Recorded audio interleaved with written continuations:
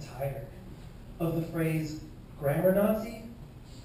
You know, because people always forget to capitalize the N. There are words in other languages that don't exist in English. Like in German, there's a word Schadenfreude, which means taking pleasure in other people's pain. And there's like, you know, as a comedian, you use that a lot. It's basically your job description.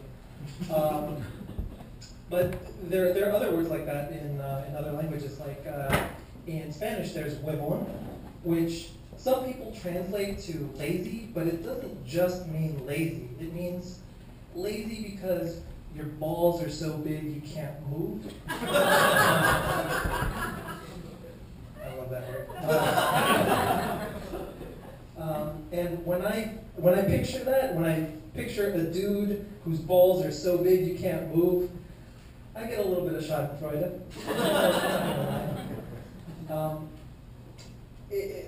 Like I said huevón means lazy. In some like Colombia, it means stupid. And there's a lot of words like that where you know it means a different thing depending on what country you're from.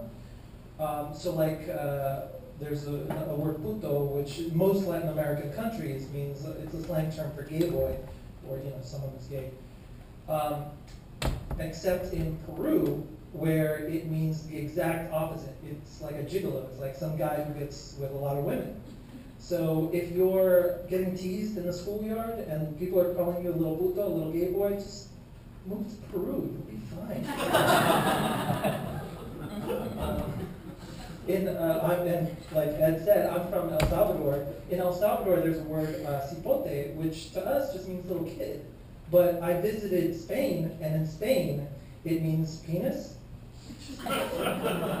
So I had some awkward conversations. Hey, I'm just a little cipote. How is it going? Where can I find other cipotes to play with?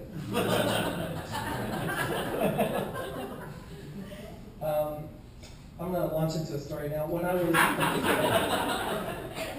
was 7 years old, my mom tried to make me not like McDonald's French fries, but she just ended up turning me into an atheist.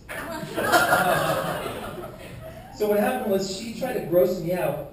Like, that's going to work. You're trying to gross out a 7-year-old boy. But she tried to gross me out by telling me that that French fries were cooked in skunk fat. And I didn't know much when I was 7, but I did know that was bullshit. So, so when she tried to tell me about the tooth fairy, I was like, that's bullshit too. And I stayed up half the night just waiting for the tooth fairy to come, and I heard her. I heard her walk in, I heard her stand next to the pillow, and right when she reached down, I was like, raw! I scared her, but I totally messed myself up because I didn't get paid for my teeth after that. So then when she tried to talk to me about Jesus, I was like, yeah, that's not true either. And Jesus isn't going to pay me for my teeth, so I'm just going to go ahead and not believe in him. And so I don't believe in Jesus, but I do believe in a higher power. I'm talking about weed. And I believe in weed because weed can do things that God cannot. Like, make me happy about myself.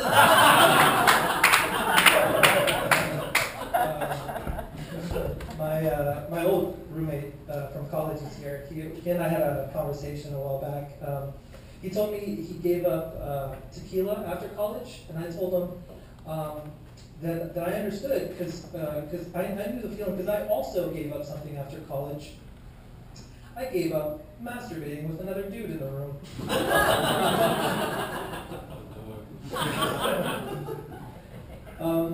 If women can be $2 whores, then I want to be a $2 sugar daddy. I think I can pull that off. You know, just be at the liquor store, like, oh, what do you got there, baby? Skittles? Yeah, you can taste the rainbow.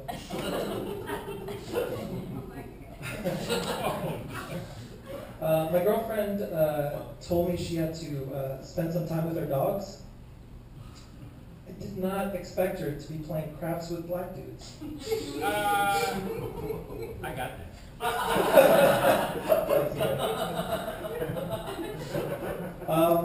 Okay, that's my time. I'm gonna leave you by telling you guys the same thing that I tell women in bed.